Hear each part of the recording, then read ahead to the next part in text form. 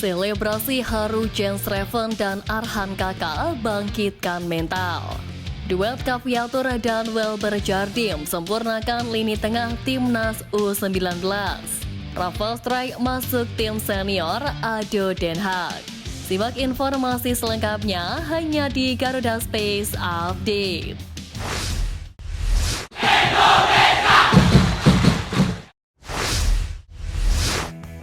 Menghadapi Timor Leste U19 di laga pamungkas penyisian grup, skuad Garuda Nusantara mampu meraih kemenangan fantastis dengan skor 6-2.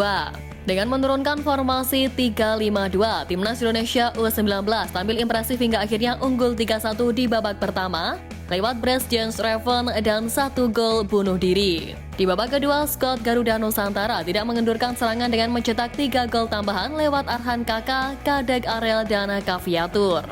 Sayangnya, skuad asuhan Indra Syafri harus kebobolan di menit akhir hingga pertandingan berakhir dengan skor 6-2. Hasil tersebut sekaligus memastikan diri Timnas Indonesia U19 lolos ke babak semifinal yang berpotensi jumpa Thailand ataupun Malaysia. Kemenangan skuad Garuda Nusantara atas Timor Leste menyisakan fakta bahwa 3 nama yakni Jens Reven, Caviatur, dan Welber Jardim layak mendapatkan apresiasi lebih. Sebab di laga tersebut, Jens Reven mampu mencetak 2 gol. Tak hanya itu, striker keturunan tersebut juga menunjukkan paket komplitnya dengan mencetak 2 assist. Terbukti pada gol yang dicetak oleh Arhan Kakak, Jens Reven tidak egois dengan mengirim umpan meski bisa menjebloskan gol sendiri dan mencetak hat-trick.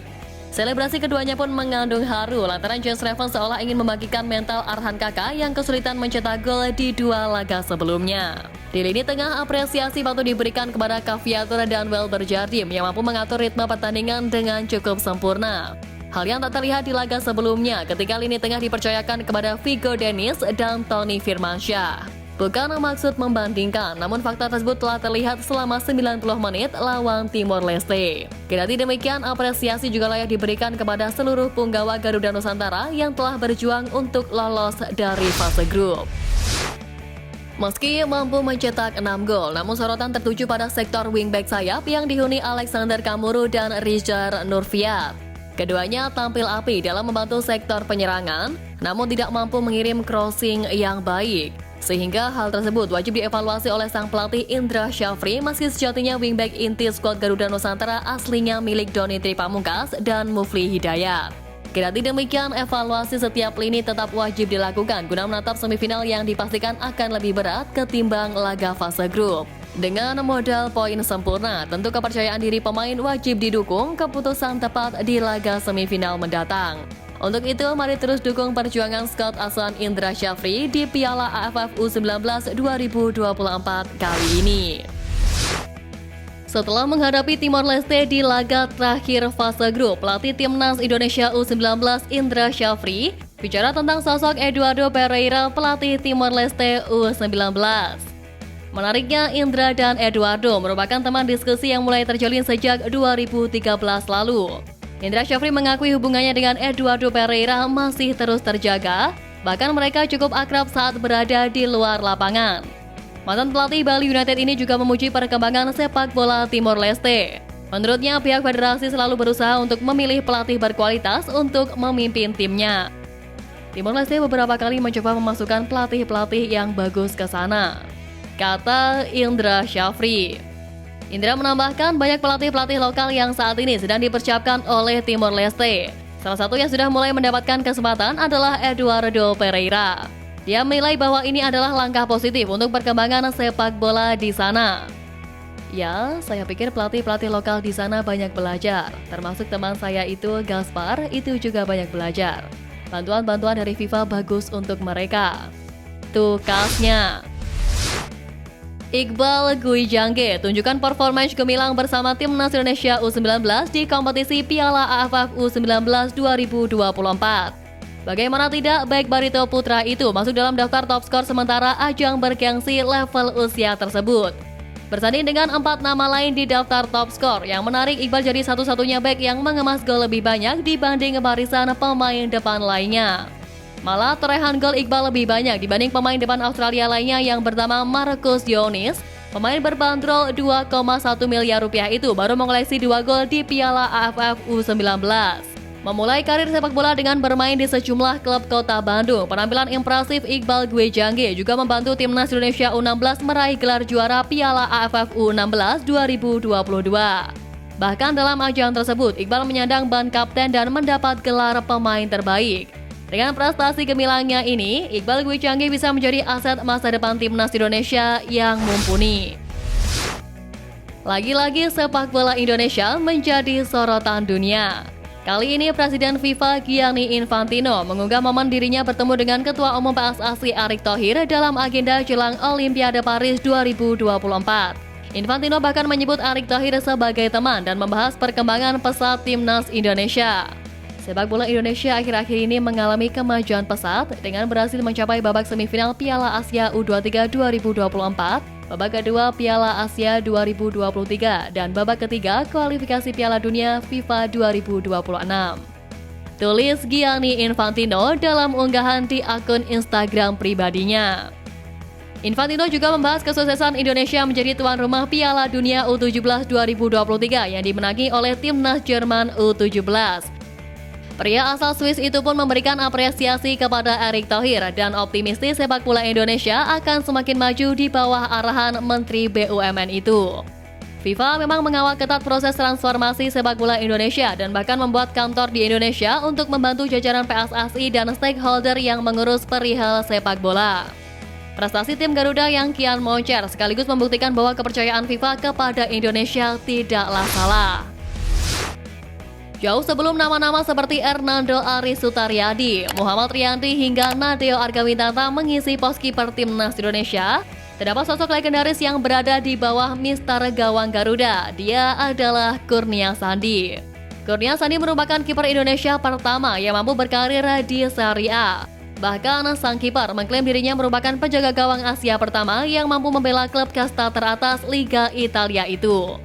Menyita data transfer market, Kurnia Sandi tercatat berseragam Sampdoria pada musim 1996-1997. Itu merupakan buah kerja kerasnya setelah mengikuti program bernama PSSI Primavera pada awal 1990-an di Italia. Meski hanya berstatus kiper cadangan, Kurnia Sandi sejatinya memiliki kesempatan untuk menjalani debut bersama Sampdoria di Serie A. Namun kesempatan untuk menunjukkan kemampuannya di hadapan publik Italia bahkan dunia itu pada akhirnya gagal terwujud.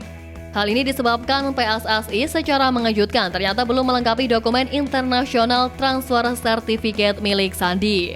Pihak klub pun bersimpati dan menyadari betapa kecewanya pemain kelahiran Semarang 24 Agustus 1975 tersebut. Meski hingga kontraknya berakhir tidak berhasil debut bersama tim senior Sampdoria, Kurnia Sandi mengakui mendapatkan banyak kesempatan di tim Primavera.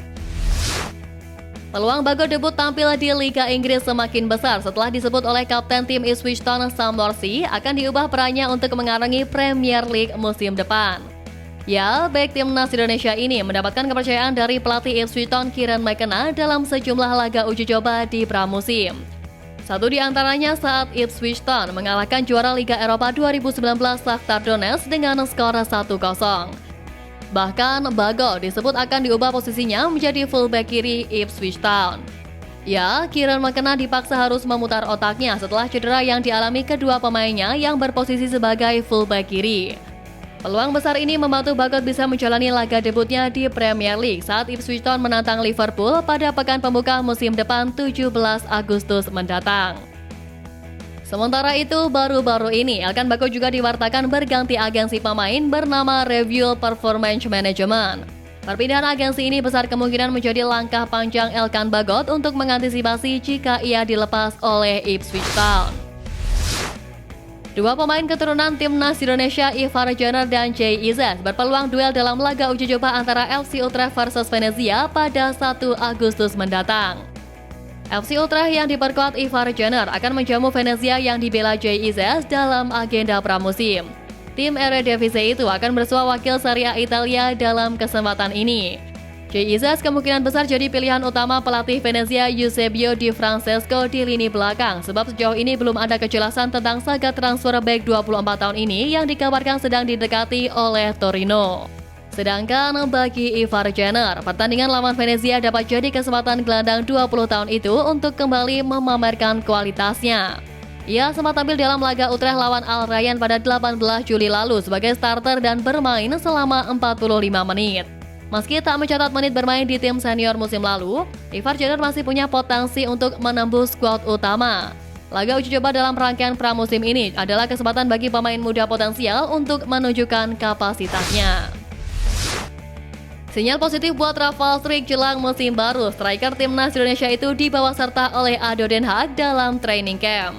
Hal itu diungkapkan melalui situs resmi klub asal Belanda tersebut, di mana ADO Den Haag akan melakukan persiapan pramusim jelang RST Divisi musim depan. Kasta kedua sepak bola Belanda itu akan melakukan kick-off pada 9 Agustus mendatang. Pemusatan latihan ADO Den Haag di Zeeland ini bakal berjalan selama 6 hari, di mana selain mengasah fisik dan taktik, Rafal Struijk dan kawan-kawan juga dijadwalkan melakoni 2 uji coba. Klub-klub Belgia akan menjadi lawan tanding mereka, yakni Zulte Waregem dan KMS Kadense yang musim lalu diperkuat oleh Marcelino Ferdinand. Rafal Struijk tentu juga punya target pribadi. Striker berusia 21 tahun itu berambisi lebih banyak bermain untuk skuad utama ADO Den Haag. Maklum, sejak pertama kali debut di tim senior pada 2022, Rafa baru 8 kali dipercaya merumput. Selebihnya dia kerap menghabiskan waktu bersama pasukan U21. Melalui pemusatan latihan kali ini, Rafal Struijk bertekad memberi impresi positif kepada sang pelatih agar lebih sering dipercaya di skuad utama. Rafa juga butuh menit bermain untuk menjaga kebugarannya jelang bertarung di putaran ketiga kualifikasi Piala Dunia 2026 bersama Timnas Indonesia.